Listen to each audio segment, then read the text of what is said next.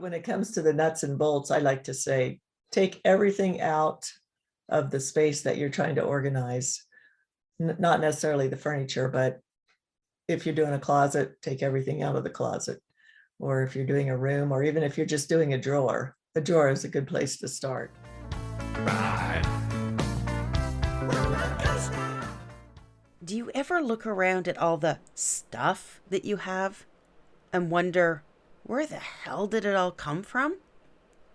Over the course of the past 15 years, we've made 4 major moves, and each time we've decluttered in one way or another.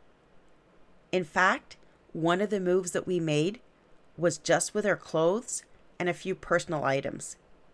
Yet somehow, only 4 years later, despite promising myself that I wouldn't let it happen, a once empty 1,800 square foot townhome was full and needed to be dealt with because there was no way in hell we were going to move it. Along with busy lives comes all the stuff to go with it. But sometimes that stuff clutters our minds and creates feelings of overwhelm. Today, I'm joined by Connie Ellefson, a decluttering expert and author of Clear the Space, Feel the Rush, decluttering body, mind, and stuff to reclaim energy, freedom, and fun. In this episode, we chat about why it's so hard to stay decluttered, why men and women see clutter differently, and Connie also shares her 3 steps to decluttering any space. Here's a hint. Start small. Clutter isn't something that just happens in our spaces. Our minds can also be cluttered with our thoughts and ideas. Journaling is a great way to get them out of your head and into a space where you can begin to organize them.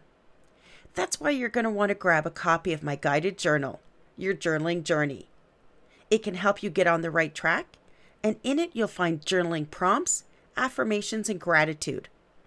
I've also included over $200 of bonuses, including a free trial to our online community, Nectar. Search for Your Journaling Journey on Amazon and check out the show notes for links. Now buckle up, it's time to start the show. This is the Roller Coaster Podcast. We are here to help you be empowered and renew your sense of purpose as a midlife mom. This is your time to redefine and reclaim your power as a woman. Just because our kids are getting older doesn't mean that our lives still don't have crazy twists, turns, ups and downs, and that's not to mention what our hormones are doing. We're navigating helping our kids plan their next chapters while quietly wondering, what the heck does my next chapter look like? My name is Lucy Q, wife, mom, podcaster, and journaling mentor. This is a crazy time in your life, but you are not alone. So I'm inviting you to throw your head back, arms in the air, and come along with me for the ride. Life is like a roller coaster, baby, baby. I wanna ride. Roller coaster. Life is like. Welcome to the roller coaster, Connie. Thank you. Thanks so much, Lucy. So today we're going to be talking about something that I know weighs on a lot of women's mind, and that comes to decluttering our homes. And Right. whether we're decluttering because, as some women have identified, the past 2 years just seem to pile stuff upon stuff. Mm-hmm. They could be looking at downsizing. They may be moving parents in, dealing with kids moving out or moving back in. Mm-hmm. Ultimately, there's this mound of stuff that needs to be dealt with. And I've been through it several times, and I know it can be really overwhelming. Right. And that's what we're going to be chatting about today. But I'm Great. curious, before we get into that, what was your journey into becoming an expert in decluttering? I spent a childhood in very small spaces, like smaller than a tiny house. I spent my first 6 years living in mobile homes as my family traveled with my dad's work a lot. And like the first trailer we lived in was 8 feet wide and 43 feet long. So it was 344 square feet for the 4 of us. And I don't remember it ever being that crowded. So I just have to assume we didn't have much stuff. And so I grew up moving every 6 months to a year and always junking out every time we moved. And then after I got married and had a couple of kids, like even when I left college, I had almost nothing, but 5 years later, we moved from a bigger house to a smaller one. And it took me and 5 big guys 4.5 hours to load everything into the van. And I'm like, what happened? So I started downsizing from then on because I like to travel light. And early in the 2000s or mid 2000s, basically 2008, I got my 4th layoff in 6 years from my engineering work because of just the market fluctuated so much. And I remember that I enjoyed organizing my desk and getting it all tidied up after a project was done better than the work. So I thought, why don't I go into this line of work and give it a try? I also realized for myself, not for everyone, but for myself, if I'm trying to do something creative or proactive, anything in my field of vision slows me down. That's clutter. That's not something I love and use a lot, which is basically the definition of feng shui. If you love it or use it, then it's valuable to have around. But if it's neither of those, then it's clutter. And so that really slows me down. And I think it slows down a lot of women. One of the most interesting things I learned about in my book research was that a study at UCLA determined that older teenagers and men are much more willing to and actually enjoy having their stuff stacked around in their visual field. And women hate that. Like we're much more resistant to that and much more uncomfortable in it.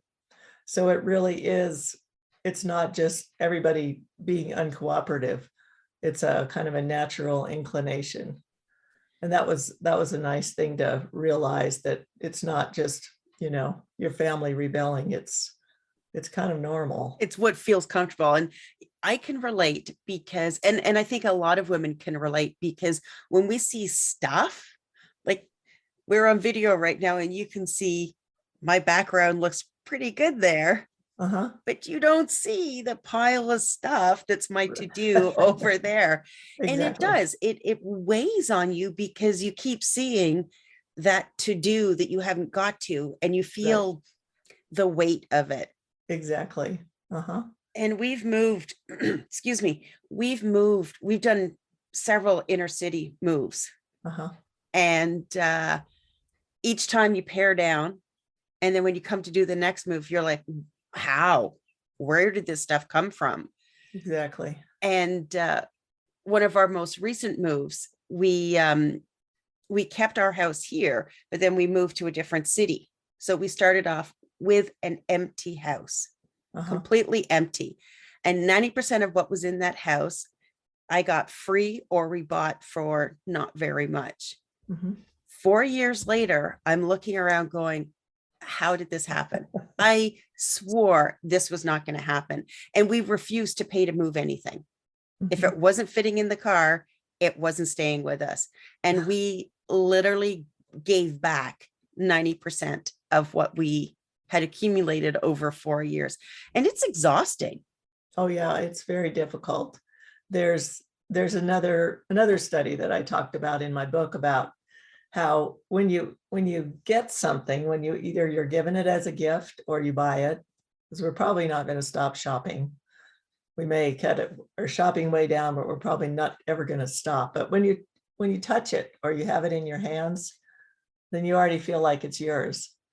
And to try to let go of it or give it back, or you feel a little bit of a pain in your brain, like a paper cut or a minor burn. It's actually painful to let go of stuff that you've already glommed onto, so to speak. And I know exactly what you're talking about. I have a woman friend who's outstanding at downsizing and letting go, moved to a apartment, a really nice apartment. And then I hadn't seen her apartment for a couple of years. And she was saying, I try to keep it really simple, but it just seems like it's there's a lot more stuff than there used to be. And then when I saw her apartment again after 2 years, I'm like, oh yeah, she's really she's really added quite a few items in here that make it feel a little bit more crowded. It's still beautiful because everything that she put in there is very artistic. So it's one of the things I used to do with clients was show them a book of very different decorating styles, from very minimalist to almost Victorian in decor, because I didn't want to impose my standard of clutter freeness or object freeness on them. I wanted them to decide what they're comfortable with and what they enjoy. Like some people really like seeing their decorative items out in view. It makes them feel good and they enjoy it. So it's whatever you're comfortable with. It's not somebody else's standard. That's an important thing to say. Yeah, and we all have our own stuff that we like to keep around us. And going back to, men liking to have their stuff. My husband's office is, very nicely done, but it's his collection of vintage toys. Oh, wow. All on this massive wall behind him. And it's a lot. When you look at it, to me, that's a lot of stuff. But it's almost like, and then there's also various piles of other stuff that are in there that you're like, why is that in there? Like, just take that, those cedar shingles that have been in there for 6 months. Why? Just go put them somewhere, deal with them. But, and again, it comes down to some of us see things that others don't. And I'm sure there's several women out there laughing right now, because how many times do you leave something on the kitchen table or the stairs for somebody to put away? Right. And 6 hours later, it's still sitting there, no matter how many times someone has walked up and down the stairs umpteen times, it's still there. Yep. Or 6 days later. 6 days, 6 months. Yeah. So why is it so hard for us to stay decluttered and organized?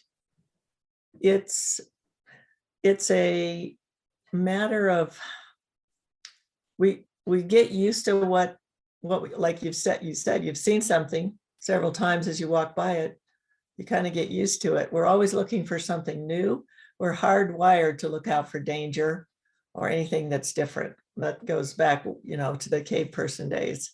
So whatever you've gotten used to seeing, you don't notice it as much. And I think that's why stuff starts to pile up and you don't notice it until all of a sudden it's way too much. And I think also part of it between men and women, it's well documented that the connection between our brains is larger between the two halves of our brains. That's why women are able to take in all kinds of information at the same time. We can notice what somebody's wearing. We can overhear a conversation and follow it. We could even be reading or thinking about some music. We can do all that at once because the connection between the two halves of our brain is about twice as big as for men. But they, on the other hand, are much better at focusing, like just the narrow focus, so they can block all this visual stuff out and just work on what they're working on, or whatever it is that they happen to be, even if they're playing whatever, but they don't notice it. So there's biological differences too. And nobody likes to let go of their things once they have them. So that's what makes it hard to get started. And it's extremely worthwhile. Excuse me, as you've noticed, I'm sure, with your many times of downsizing. And like you mentioned, when you went to the new house, it was probably pretty fun to start with a clean slate again and just see how you could quickly put it together with inexpensive or free items. But yeah, it just takes, I noticed on a trip recently, I just had a little backpack. I had a suitcase that fit very nicely into the closet of the place I was staying. But even then, even with just a very few items, I had my computer, I was working on my book, but I didn't have a lot of stuff. And it's still, even then, it took 10 minutes every morning to tidy everything back up. So I noticed that. And I thought about at home when I have thousands of items around, not just 15 or 20, it takes time. And most of us, we think it has to magically disappear, or it's not supposed to be that way, or whatever. But we never think, oh, I've worked out this one time, so I'm good to go. I'm in shape, and that's all I have to do. Or I've eaten a good meal, I've eaten a nutritious meal, so I'm good. We never think that. We realize that that's crazy. But keeping your stuff tidied up is also an ongoing process. It's not something that you do once and it's good to go. It's something you have to do every day. Unless you cut yourself way down to the bone. It gets easier and easier the less stuff you have. But that's not life, You still want to have treasured items around you. Mhm. But for anybody that's, taking a step back and they're looking at their house and they have piles of stuff piled on piles of stuff, Mhm. and that feeling of overwhelm is taking over, and it's Yeah. easier to avoid than to deal with. What are some of the steps that they can take just to begin the process? Okay. I came up with this line the other day when I was talking to someone about dreams before piles. Like when I would go to a new client, before I wouldn't even look at the stuff stacked around for a bit, I would say, how do you want to spend your time? What's your dream for what kind of things you'd like to be doing during the day other than maintenance of your house? Like, would you like to be going hiking? Would you like to be doing some crafts? Would you like to have friends over and feel comfortable if they wandered into different parts of your house and not worry that they were going to think you're a pack rat? Or what fun things would you like to do with your time? And I just realized today that if you think about the focus and the dedication that people put into getting a room ready for a new baby on the way, if you put that same focus into letting your dreams get born, like, oh, I actually have a sewing room that's ready to go at any time. I can sit down and work on it without having to pull out a bunch of stuff and get it all set up, or paw through a bunch of things that have gotten stacked on in the front of it, because that would enhance my life so much. Then that's a good way to inspire yourself. But when it comes to the nuts and bolts, I like to say, take everything out of the space that you're trying to organize. Not necessarily the furniture, but if you're doing a closet, take everything out of the closet. Or if you're doing a room, or even if you're just doing a drawer is a good place to start. Take everything out, start putting back the things that you know that you love and use, or even just put them to one side. One side is your favorites. I use these all the time. The other side is and you can easily see when you have your favorites in front of you, all the rest of it is kind of boring. And you think, oh yeah, maybe I could let go of that. So when you really focus on having your most wonderful items available to you, then it's a little easier to let go of the detritus. So then you start putting things back. And even if you end up putting everything back that you've taken out because you realize that you do actually use all that stuff, maybe you organize it a little bit better. But just the fact of pulling it out stirs up the energy that was stagnant in those items that you probably forgot half of what was in there because you haven't seen it for a while. But the hardest thing though, and if you've watched any show about hoarders, the hardest thing is not necessarily deciding what you're going to put back, but deciding what you're not going to put back. Exactly. How do you, when you're sort of down to it, how do you make those hard decisions? It's an individual thing. Every person has a different reason for holding on to things. So that's a good place to be gentle with yourself. And my first rule is always first declutter the guilts. But you can get a friend to help you, especially one that's not judgmental, but will maybe encourage you to let go of stuff, something that's you can see it in your eyes that you don't really relish this item, whatever it is. So your friend. And then another thing, if you have a helper, or even if you hire a professional organizer, just a chance to talk through some of the items that you have and say, I remember when I got this. I remember when my great aunt gave this to me, and she's now gone to heaven. So she's not going to care if I get rid of it now, or your friend will tell you that, or whatever. Just use whatever forms of encouragement that you can to decide if you can let go of something. And another good way is to put some items that are maybe less enjoyable in a box and put a date on them.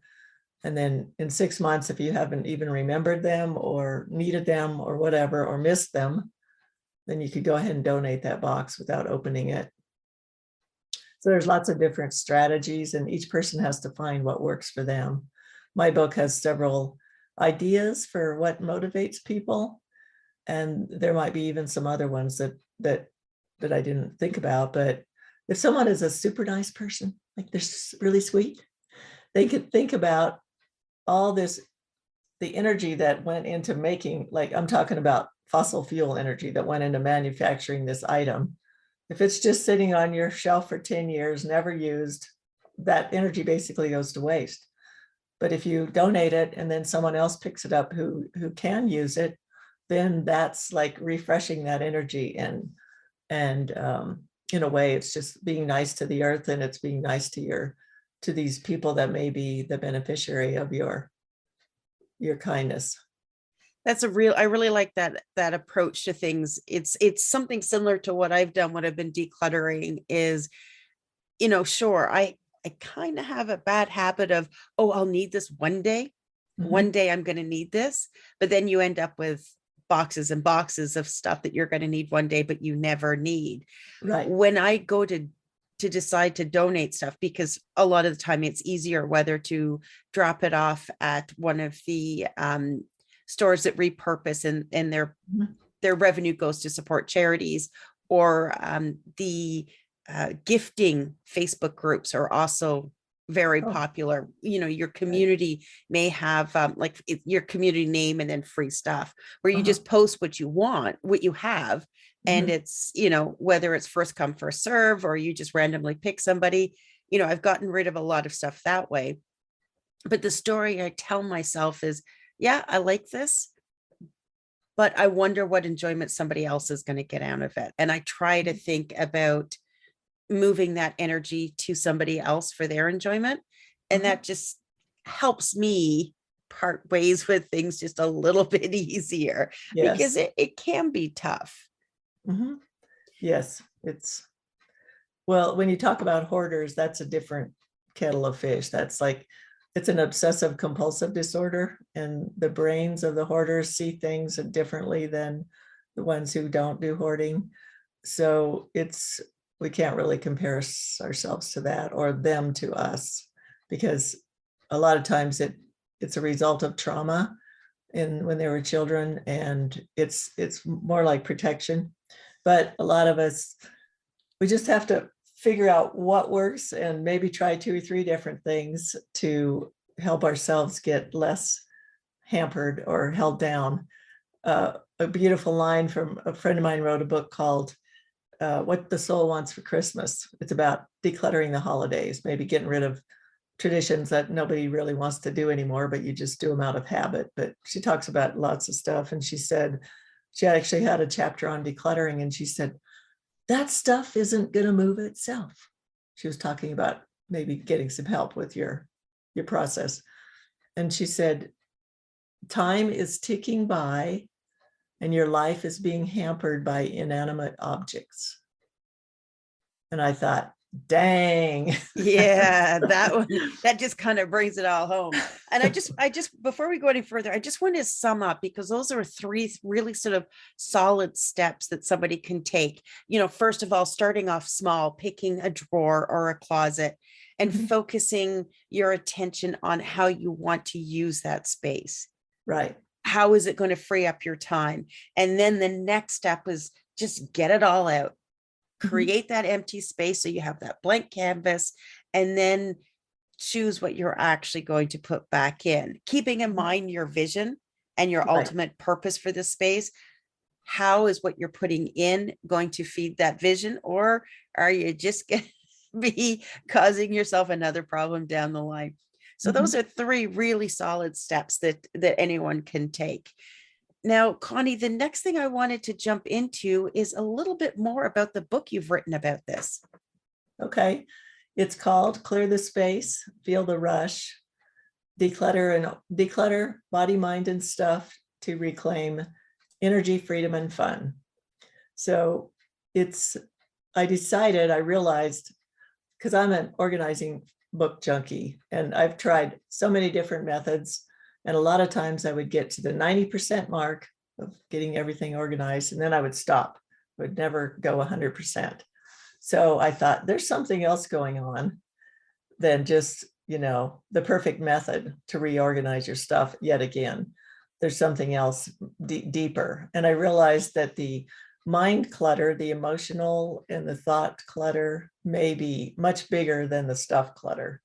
But we see the stuff, so it looks like the culprit, but it's really what's going on in your heart and your mind that stops you or makes it difficult or whatever. So my book is divided into 3 main sections and then 2 beginning and end.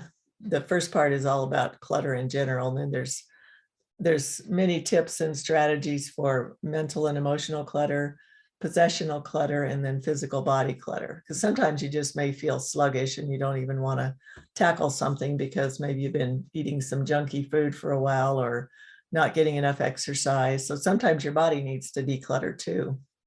And the whole thing is, we didn't even talk about this, but the rush of energy that feels so good when you look into a space that you've just organized, that's endorphins in your body. That's the pain-killing chemicals that make you feel better when you've hurt yourself mildly, or even if you eat some spicy food, your brain thinks you're getting burned, so it sends out the endorphins, and a few minutes later you're like, that's some good chili, and you just feel so good.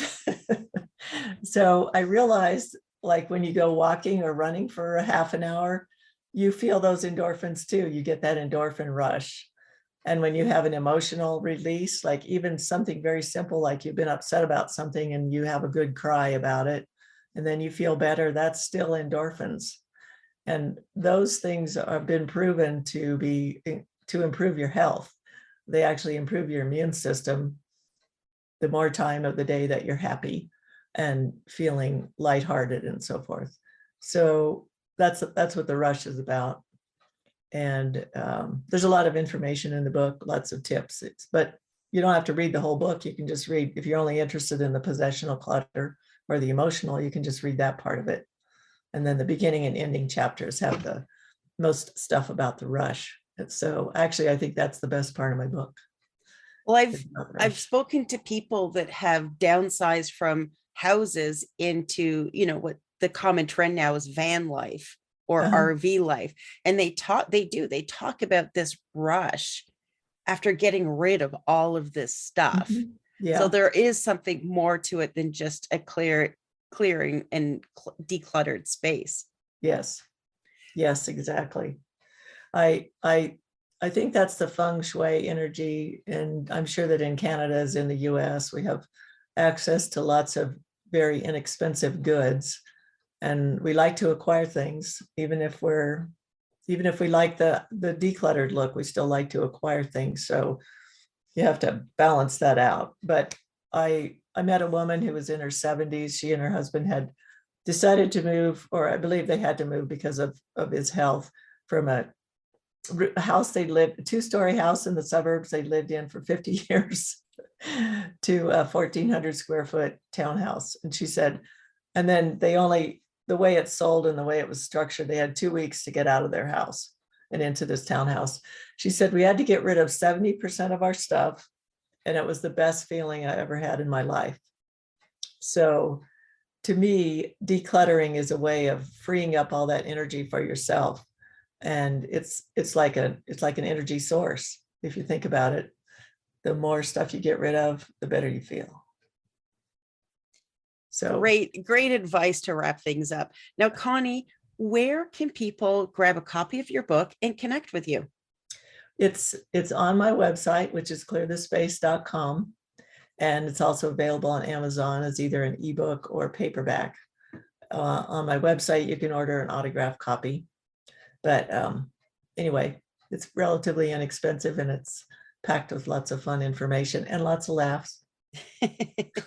Sounds great. Now, for our listeners, organizing your thoughts can be equally as challenging, but